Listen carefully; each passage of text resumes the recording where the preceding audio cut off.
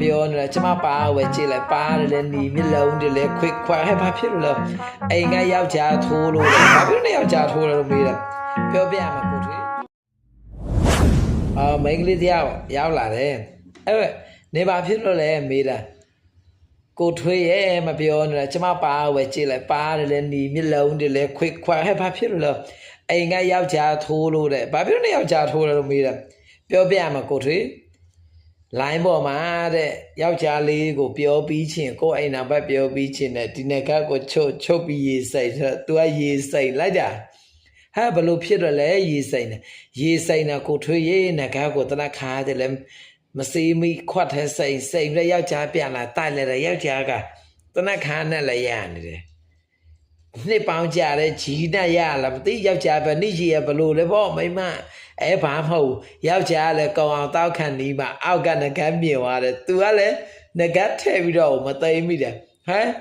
နေငါ့ကိုအောက်လမ်းနဲ့လောက်တာလားဘဲဆရာရရဆိုပြီးတော့လေသူ့မိမကိုသူစွဲထိုးလိုက်တယ်မြကွင်းသေးညိုပါရရိုက်ထားတာအဲ့ဒါဖြစ်တယ်ငကန်းရဲ့တကိုရရခြေတဲ့လူတွေရရခြေချင်းပြောပြမယ်ရမိန်းကလေးငကကစေးတေချာစေးဖန်ကွက်နဲ့ထဲပြီးရင်အဲ့ဒီရေကိုပဲတဲ့သူ့ယောက်ျားကိုတိုက်လို့ရှိရင်ကိုယောက်ျားကိုစကားနားထောင်တယ်ဒါကတော့မှန်နေပြီအကယ်၍ယောက်ျားလေးငကထဲထားလို့ရှိရင်ရောငကကိုစိုက်ပြီးမိန်းကလေးတိုက်လို့ရှိရင်အဲ့ဒီရေကမိန်းကလေးကယောက်ျားလေးကိုပြောလို့နိုင်တော့ဒါဆိုရင်အဲ့ဒီအိမ်မှာယောက်ျားလေးရောမိန်းကလေးငကထဲထားရင်နှစ်ယောက်စလုံးစိတ်လို့အဲ့ဒီရေကို